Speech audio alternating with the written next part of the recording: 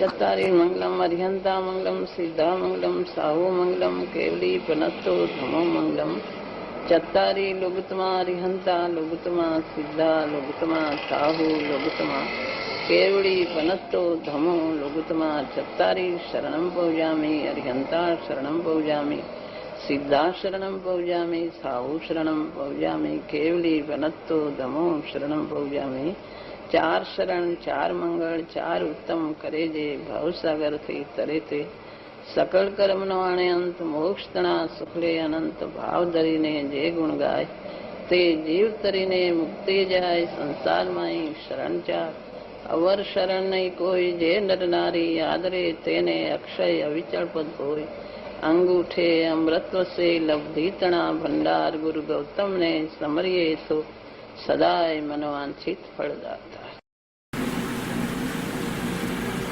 મારે પ્રશ્ન શું છે કે જ્ઞાન મુખ્ય ગૌણ કરે છે અને દ્રષ્ટિ એકાંત કરે છે, તો કંઈક દ્રષ્ટિમાં જો વિશે આત્મા દ્રષ્ટિ અપેક્ષાએ જ્યારે ગ્રહણ કરે છે કે હું જ્ઞાય, એમાં કંઈક જોર વિશેષ આવતું હશે, એવું કંઈક બીજો કઈ ખ્યાલ નથી. એને એક દ્રવ્યનું જ અસ્તિત્વ ગ્રહણ કર્યું છે માટે એની દ્રષ્ટિ અપેક્ષાએ એને મુખ્ય કરે માટે એમાં જોર વધારે આવે છે. જ્ઞાનમાં જોર તો આવે છે, એ જોર તો બરાબર આપે છે પણ બીજું ખ્યાલમાં રાખે છે. બીજું ખ્યાલમાં રાખવા જતા કંઈક ઢીલપ આવતી હોય ને પેલામાં વિશેષતા આવતી એવું કંઈ મને ખબર. કેમ કે આમ તો પાછું દ્રષ્ટિ જયારે એકાંત ગ્રહણ કરે છે ત્યારે જ્ઞાન તો સાથે સાથે કે જે બરાબર દ્રષ્ટિ જે કે છે બરાબર છે એમ જ્ઞાન જાણે છે. જે દ્રષ્ટિ વિષય કર્યો એ બરાબર દ્રષ્ટિની અપેક્ષા બરાબર છે એમ જ્ઞાનમાં એમ ગ્રહણ છે. જ્ઞાન દ્રષ્ટિને બરાબર જાણે છે કે દ્રષ્ટિનો વિષય છે અને જ્ઞાન પણ એમ જ જાણે છે કે દ્રષ્ટિની અપેક્ષા એ બરાબર છે એમ એ પોતે પણ એવી રીતે જોર આપે છે. પણ આ જાણવાનું છે એ બાકી રહી જાય છે.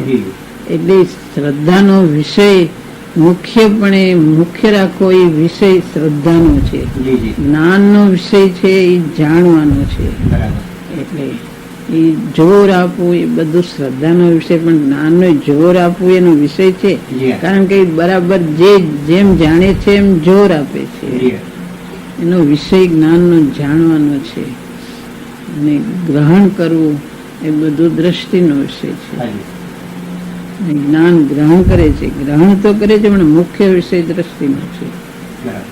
કેમ કે આપણે મોક્ષ માર્ગના 3 અંગ સમ્યક દર્શન, સમ્યક જ્ઞાન અને સમ્યક ચારિત્ર, એમાં પ્રધાનતા સમ્યક દર્શન આપીએ છીએ. તેથી એમાં વિશેષ એનું મુખ્ય કારણ કે એનો વિષય એનો શ્રદ્ધાનો વિષય છે. દ્રષ્ટિનો વિષય એ શ્રદ્ધાની મુખ્યતા છે. માટે જ્ઞાનનો જાણવાનો વિષય છે.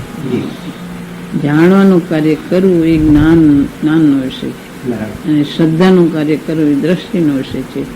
એટલે શ્રદ્ધાની મુખ્યતાથી લેવાય છે.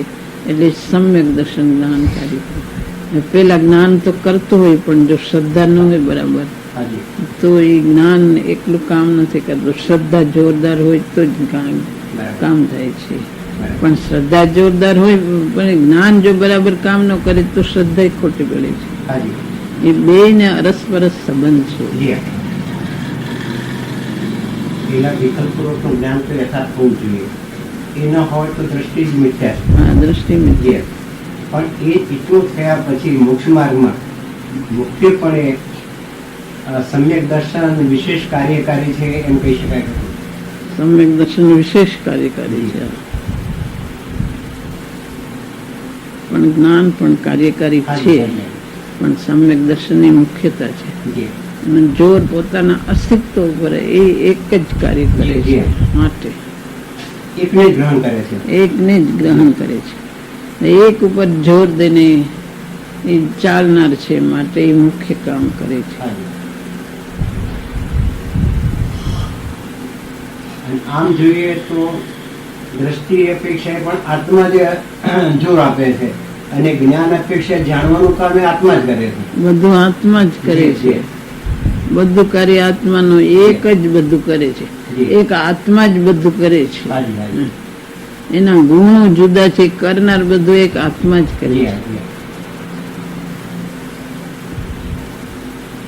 એક આત્મા જ પોતે પોતાના ઉપર જોર આપે છે હાજી હાજી અને એક આત્મા જ પોતે પોતાથી બધાને જાણે છે. જી હાજી એક આત્મા જ પોતામાં લીનતા કરે છે. બરાબર બધું એક આત્મા જ કરી રહ્યો છે.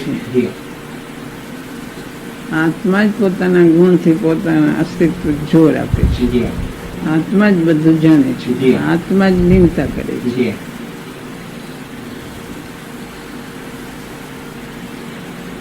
આત્મા જ દર્શન છે, આત્મા જ જ્ઞાન છે, આત્મા જ ચારિત્ર છે. હાજી એ આવે છે ને હાજી સમય સારું. હાજી मुझे आदमी समष्टि ज्ञान से मुझे आत्मदर्शन चाहिए। આત્મ પ્રત્યાખ્યાન અને મુજે આત્મ સંવર્ય.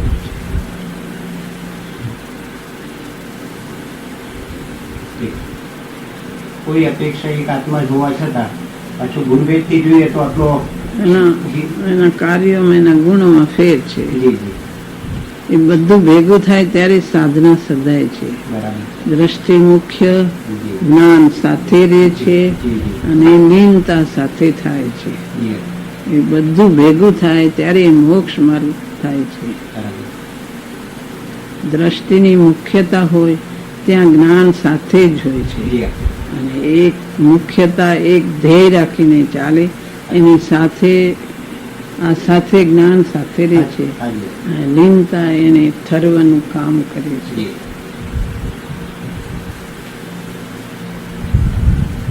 પહેલા પ્રશ્ન એમ આવતો હતો કે જ્ઞાન અપેક્ષાએ અને શ્રદ્ધા અપેક્ષાએ શું? હવે પંડિતજી એટલું અમારે શું કર્યું કે બધું આત્મા એમ કે શ્રદ્ધા અપેક્ષાએ પણ આત્મા શું આત્મા શ્રદ્ધે છે, આત્મા જાણે છે.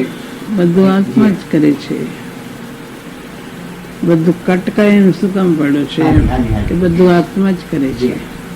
કે આ દર્શન અપેક્ષા, આ જ્ઞાન અપેક્ષા. એટલે કે જ્ઞાન કઈ કાઢી નાખવાનું છે એ કઈ વધારાની વસ્તુ નથી. જ્ઞાન છે હાજી એ દર્શન મુખ્ય છે. મુખ્ય મોક્ષ માર્ગ થતા પણ એની સાથે જ્ઞાન પણ એટલું જ કામ કરે છે. બરાબર જ્ઞાન પણ સમ્યકપણે કામ કરે છે. જી.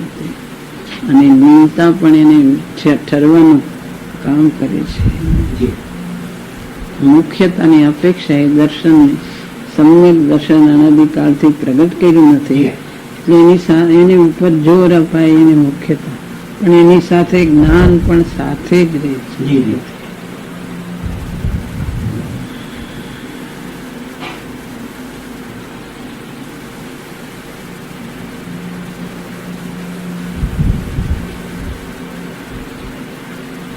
સમ્યક દર્શને ગ્રહણ કર્યું કે આ રાજા આ આત્મા જ છે, બસ એને ગ્રહણ કર્યું. જી પણ એ રાજા કેવી જાતનું છે એ બધું જ્ઞાન ગુણ કામ કરે છે. હાજી હાજી એ આ અનંત ગુણ વાળો આનો પર્યાયો છે. જી એનું અસ્તિત્વ આવું જે દ્રષ્ટિ ગ્રહણ કર્યું એ બરાબર છે એમ જી. પાછું જ્ઞાન જી, ગ્રહણ જી. કરે છે.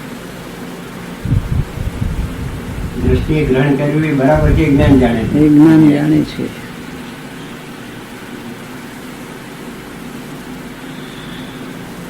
એ દ્રષ્ટિનો નિષેધ નથી કરતું જ્ઞાન. હાજી દ્રષ્ટિને ઊભી રાખી અને જાણે છે. બરાબર દ્રષ્ટિને તોડીને જ્ઞાન જાણતું નથી. જી.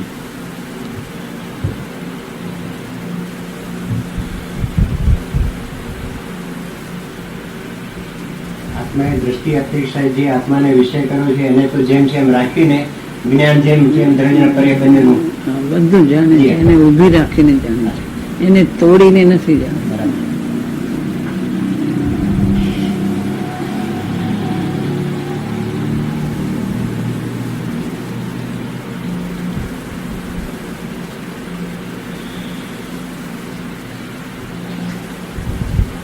ભાઈનો પ્રશ્ન છે કે દ્રવ્ય ગુણ પર્યાયમાં આખા બ્રહ્માંડનું તત્વ આવી જાય છે. દરેક દ્રવ્ય પોતાના ગુણોમાં રહીને સ્વતંત્રપણે પોતાની પર્યાય પરિણમે છે.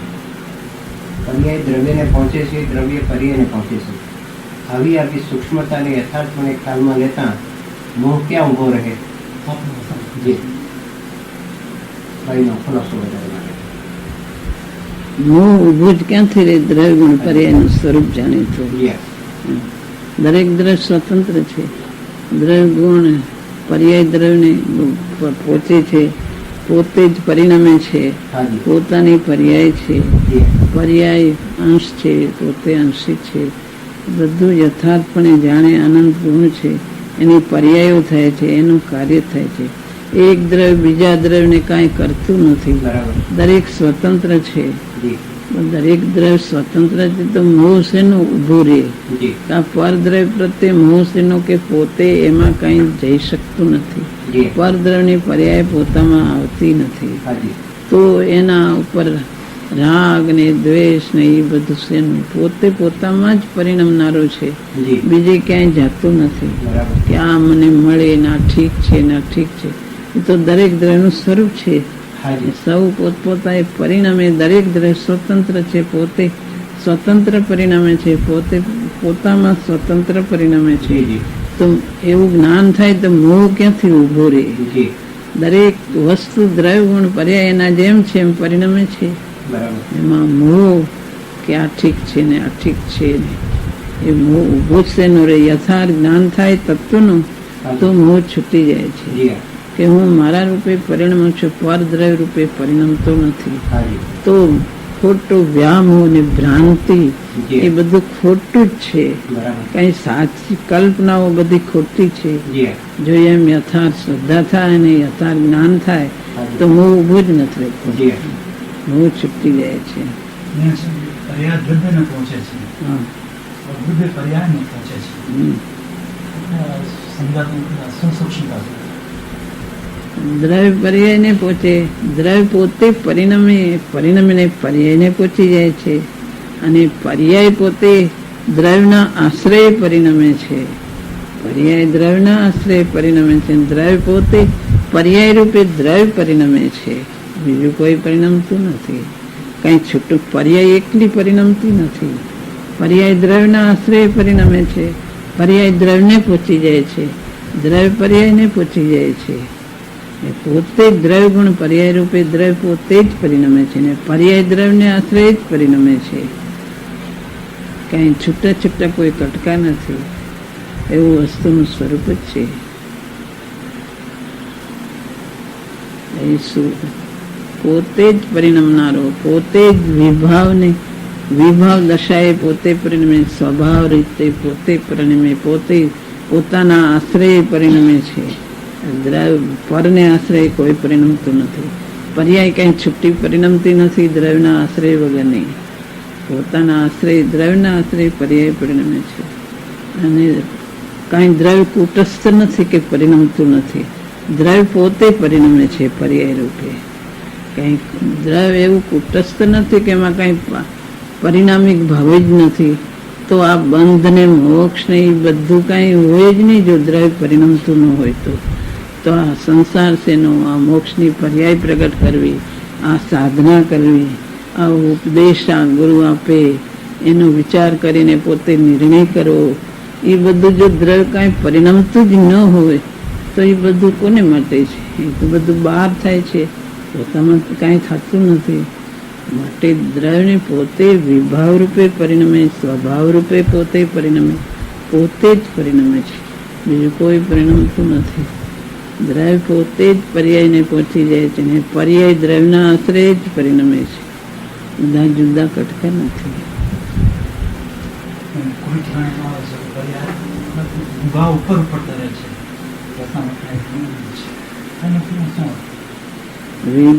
વિભાવ અંદર પ્રવેશ નથી કરતો. વિભાવ એનો સ્વભાવ નથી. વિભાવ છે એ ચૈતન્યમાં અંદરમાં કઈ એવા રાગ ને દ્વેષ એનો મૂળ સ્વભાવ નથી, માટે ઉપર તરે છે. પર્યાય પોતાને પુરુષાર્થી મનતા એ પર્યાય થાય છે, પણ એ અંદરનો મૂળ એનો મૂળ સ્વભાવ નથી. જેમ સ્ફાટિકનો સ્વભાવ નિર્મળ, જેમ તદ્ગત રૂપે સ્ફાટિક નિર્મળ છે, પણ એને નિમિત્તને કારણે લાલ ફૂલા પીળાને કારણે સ્ફાટિક પીળું કે લાલ દેખાય, એ બધું ઉપર છે, એના અંતરમાં નથી. એમ આત્મામાં રાગ દ્વેષ રૂપે પરિણમે પોતે, પણ એમાં નિમિત્ત કર્મનું નિમિત્ત છે. પોતાના પુરુષાર્થની મનતાએ પરિણમે પોતે, પણ એના મૂળની અંદર એના મૂળ સ્વભાવની અંદર ઈ લાલ કે પીળો કે રાગ કે દ્વેષ કે એવા સ્વભાવ રૂપે પોતે પરિણમતો નથી, માટે ઉપર ઉપર છે. એમ સ્ફટિકમાં જેમ ઉપર ઉપર એ પરિણમે છે, પણ એ ઉપર ઉપર છે, પોતામાં અંદરમાં જેમ એની સફેદાઈ જેવી તદ્ગત છે, એવું આ લાલ પીળું તદ્ગત અંતરમાં નથી. એમાં મૂળ સ્વભાવમાં પ્રવેશ મૂળ સ્વભાવમાં નથી. એમ આત્મા મૂળ સ્વભાવે જ્ઞાયક છે. એમાં રાગ દ્વેષ ને એ બધું ઉપર ઉપર છે. પર્યાય પોતાની થાય, પણ એ સ્વભાવ એનો નથી. એ ઉપર ઉપર ફરે છે.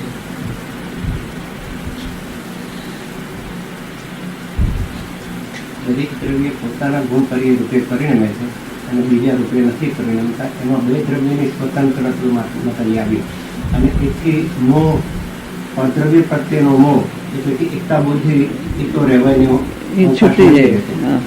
પણ જે પર્યાયમાં જે રાગ ઉત્પન્ન થાય છે અને એક સમયની જે પર્યાય એમાં જે એકત્વ પણ એ જાણવાથી કેવી રીતે કરે? એ પર્યાયમાં જે રાગ આદિ થાય છે એ સમજે કે અમારો સ્વભાવ નથી. જી આ તો પુરુષાર્થની મનતા એ આ નિમિત્ત છે કર્મનું. બરાબર. આ મારો મૂળ સ્વભાવ નથી. આ જી. સ્વભાવ મારો શુદ્ધ સ્વભાવને ઓળખે, તત્વનું મૂળ સ્વરૂપ ઓળખે. હાજી હાજી એનું મૂળ તત્વનું સ્વરૂપ શું છે, દ્રવ્યગુણ પર્યાયને ઓળખે. હાજી પણ આ તો વિભાવ પર્યાય મૂળ સ્વરૂપ શું છે આ તત્વનું, તત્વના મૂળને ઓળખે તો એ રાગ દ્વેષની એકત્વ બુદ્ધિ તૂટી જાય છે જી જી કે આ મારો મૂળ સ્વભાવ નથી. બરાબર. આ સ્વભાવ તો આકુળતા ને દુઃખરૂપ છે. આ સ્વભાવ મારો નથી. હાજી જે સ્વભાવ હોય પોતાનો એ પોતાને આકુળતા ને દુઃખરૂપ થાય, આ સ્વભાવ મારો નથી. બરાબર. અહીંયા વિચાર કરી છૂટી જાય છે. એને હાજી. મૂળ તત્વને ઓળખે તો એ પણ છૂટી જાય છે. એટલે પોતાના દ્રવ્ય ગુણ પર્યાયમાં મૂળ સ્વભાવને ઓળખે, ધ્રુવ સ્વભાવને, તો પર્યાયની એકતા પણ તૂટી જાય. પર્યાયની એકતા છૂટી જાય છે. એકત્વ બુદ્ધિ તૂટી જાય છે. પછી પુરુષાર્થની મનતા ઉભું રહી જુદા છે, બાકી એને તૂટી જાય છે જી હાજી કે આ મારો સ્વભાવ નથી.